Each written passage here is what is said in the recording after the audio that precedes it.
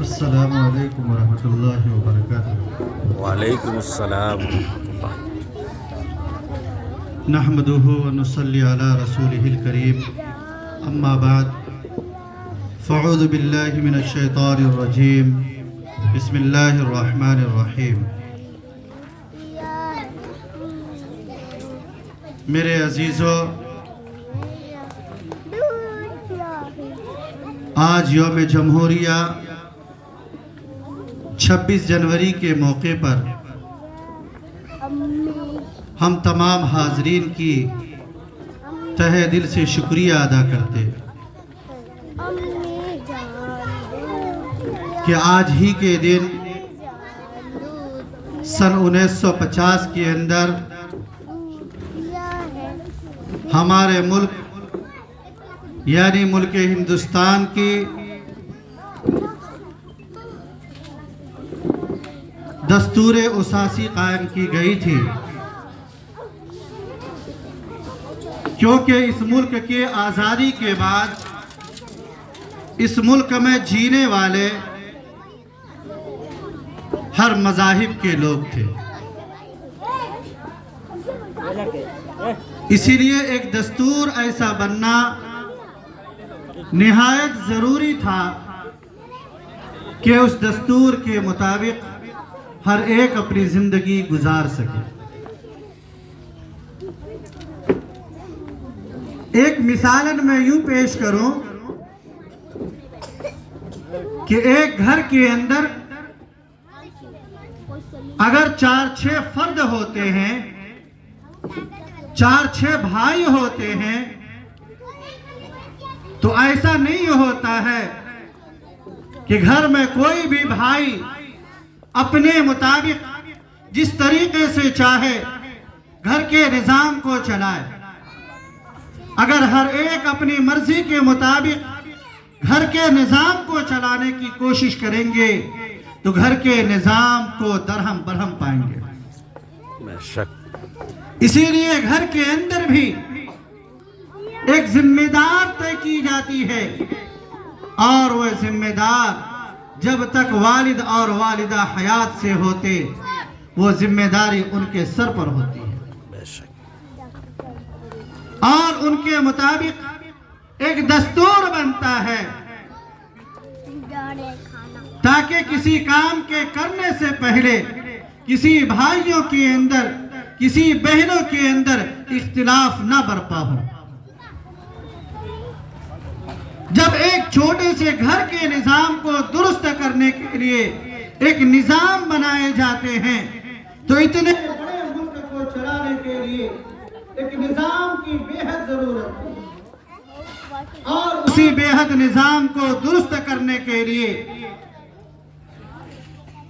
آزادی کے بعد 15 اگست سن 1947 کے بعد جب یہ ملک ہمارا آزاد ہوا تو آزادی کے بعد گنگا جمنی تہذیب کو برقرار رکھتے ہوئے کہ یہاں پر ہر قسم کے لوگ بسنے والے ہیں، مسلم بھی ہیں، غیر مسلم بھی ہیں، یہودی بھی ہیں، نصرانی بھی ہیں، ہر طرح کے یہاں پر لوگ بس رہے ہیں۔ اس لیے ہر ایک کی آزادی کا خیال کرتے ہوئے ایک دستور بنایا جائے تاکہ اس دستور کے مطابق ہر ایک اپنی اپنی زندگی کو گزار سکے۔ ہر مذاہب کے ماننے والے لوگ اپنے مذہب کے مطابق اپنی زندگی کو آزادانہ خیال سے گزار سکے، اور اسی کے لیے ایک تجاویز پیش کی گئی، اور جب وہ تجاویز پیش ہوئے تو سب سے پہلے جو تجاویز ہر ایک پیش کی اور پیش کرنے کے بعد جو ڈاکٹر بھیم راؤ امبیڈکر کو اس کی ذمہ داری سپرد کی گئی کہ آپ اس کے مالکانہ حق کے آپ پورے ایک ذمہ داری کی حیثیت سے آپ ایک دستور بنائیے تاکہ اس دستور کے اندر ہر ایک کی حقوق کی رعایت کرتے ہوئے آپ ایک دستور قائم کیجیے۔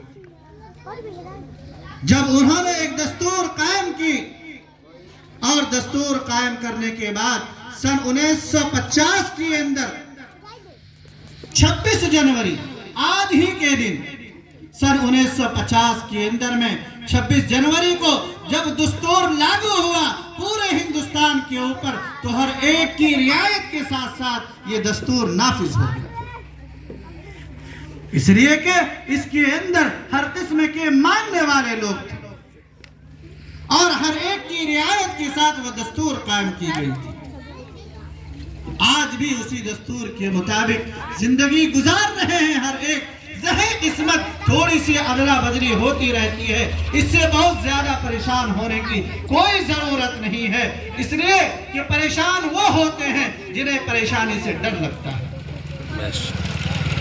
نظام ہے، نظام کے مطابق اتار چڑھاؤ آتے ہیں اور نظام کے مطابق اتار چڑھاؤ آنے سے کوئی پریشانی کی ضرورت نہیں ہے، وہ نظام برقرار رہیں گے، انشاءاللہ نظام برقرار رہیں گے۔ اس لیے کہ شاعر نے بڑے اچھوتے انداز میں ایک نقشہ کھینچا ہے اور بے شمار شاعر پڑے ہوئے ہیں، بے شمار اس موضوع سے شعر بھی بھرے پڑے ہیں کہ اڑایا کچھ ورق لالا نے، کچھ بلبل نے، کچھ گل نے، اڑایا کچھ ورق لالا نے، کچھ بلبل نے، کچھ گل نے، چمن میں ہر طرف بکھری پڑی ہے داستاں میری۔ بہت خوب۔ کہاں دیکھیں گے، کدھر دیکھیں گے، جہاں ہماری نگاہ اٹھ رہی ہے وہی ہم ہندوستان دیکھ رہے ہیں۔ میرے بھائیوں، یہ گنگا جمنی تہذیب ہے کہ ہم سب مل کر کے آپس میں رہتے ہیں، چاہے وہ کسی بھی مذہب کے ماننے والے ہوں، کسی بھی فرقے کے ماننے والے ہوں، ہر ایک جب ضرورت ہوتی ہے تو ملک ہندوستان کے لیے اپنے سر کو کٹانے کے لیے تن من دھن کی بازی لگا دیتے ہیں۔ اسی لیے کسی شاعر نے کیا ہی اچھوتے انداز میں نقشہ کھینچا ہے کہ جب گلستان کو خون کی ضرورت پڑی، جب گلستان کو خون کی ضرورت پڑی، سب سے پہلے ہماری ہی گردن کٹی،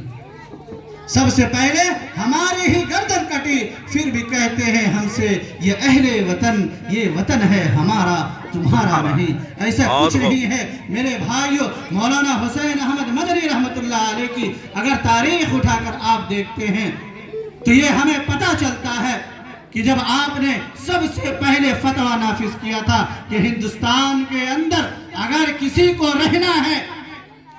ہندوستان کے اندر اگر کسی کو رہنا ہے تو وہ سب سے پہلے انگریز کی غلامی کو چھوڑنے کے لیے انگریز کے جتنے بھی محکمے ہیں تمام محکمے سے وہ اپنے آپ کو استعفیٰ دے دے، اور آج سے ہندوستان دارالحرب ہو گیا ہے۔ سب سے پہلے فتویٰ انہوں نے نافذ کیا تھا۔ جب آپ نے یہ فتویٰ دیا تو آپ کے اس فتوے کے بعد انگریز جج نے آپ کو بلایا اور آپ سے کہنے لگے کہ حسین احمد مدنی، کیا آپ جانتے ہیں جس فتوے کو آپ نے دیا ہے، اس فتوے کو دینے کے بعد آپ نے اس کی سزا بھی کچھ سمجھی ہے؟ ہو سکتا ہے آپ کے اس فتوے کے اوپر آپ کو پھانسی ہو سکتی ہے۔ آپ نے کہا ہمیں اس کی ضرورت نہیں ہے، ہم کل بھی کہتے تھے، آج بھی یہاں پر کہہ رہے ہیں، اور تم پھانسی کی بات کرتے ہو۔ لو حسین احمد مدنی اپنا بریف کیس کھول رہے ہیں اور کھولنے کے بعد کہہ رہے ہیں کہ لو اس کے اندر ہم کفن بھی ساتھ، دارالعلوم دیوبند سے جب ہم چلے تو اپنے ساتھ ہم کفن بھی لے کر آئے ہیں کہ اس کفن کے اندر اگر ہمیں سزا مل جائے تو ہم اپنے کفن کے ساتھ جائیں گے، لیکن ملک کے ساتھ ہم غداری نہیں کریں گے۔ یہ ملک ہمارا ہے، ہم ملک کے ہیں، ہم ملک کے لیے اپنے سر کو کٹانے کو تیار ہیں۔ میرے عزیزو، یہ ملک ہے، اس ملک کو ہم لوگوں نے سینچا ہے۔ اللہ تبارک و تعالی سے دعا کیجئے کہ اللہ تبارک و تعالی اس ملک کو جو گنگا جمنی تہذیب ہے، جو محبت کا ایک گہوارہ ہے، اس گہوارے کو اللہ تبارک و تعالی سلامت رکھے۔ جو نظر بد لگ چکی ہے اس نظر بد سے اس ہندوستان کی حفاظت فرمائے۔ جو سونے کی چڑیا کہی جاتی تھی اس سونے کی چڑیے کو ہندوستان انشاءاللہ پھر لوٹ آئے گا اور ہندوستان کے اندر ایک تازگی پیدا ہوگی۔ یقیناً یہ مدارس ہیں تو تمام چیزیں ہیں۔ اللہ تبارک و تعالیٰ سے ہم سب مل کر کے یقیناً دعا کریں گے، آج کے اس پیغام لے کر یہیں سے جائیں گے کہ یہ ملک ہمارا تھا، ہمارا ہے اور یقیناً قیامت تک ہماری رہے گی، اور اس ملک سے ہم ہمیشہ زندگی گزارتے رہیں گے۔ اگر تن من دھن دینے کی بازی آئے گی، اگر سرحدوں پر جانے کی بازی آئے گی، تو ہم اپنے نوجوان نسلوں کو، ہم اپنے بچوں کو اس ملک کے لیے آزاد کر دیں گے۔ کہ یقیناً اس ملک میں اگر سر کٹانے کی بازی آئی، اگر اس ملک کو کوئی پریشانی لاحق آ جائے، تو سب سے پہلے ہم اپنے ترسن سے جدا کرنے کے لیے لبیک کہتے ہیں۔ یوم جمہوریہ زندہ باد، یوم جمہوریہ زندہ باد، یوم جمہوریہ زندہ باد، 26 جنوری، زندہ باد، 26 جنوری، زندہ باد، ہندوستان، زندہ باد، ہندوستان، زندہ باد، 26 جنوری، زندہ باد، یوم جمہوریہ، زندہ باد، درسگاہ ملیہ، زندہ باد، درسگاہ ملیہ، زندہ باد۔ انشاءاللہ اسی جوش و خروش کے ساتھ ہم اپنے ملک سے محبت کرتے رہیں گے۔ اللہ تبارک و تعالی ہم تمام کو اپنے ملک سے محبت کی پیش کرنے کی توفیق مرحمت فرمائے، اور آمین۔ اپنے اسلاف کی زندگی کے مطابق ہمیں بھی زندگی گزارنے کی توفیق مرحمت فرمائے، آمین۔ وآخر دعوانا الحمدللہ رب العالمین۔ میرے عزیزو،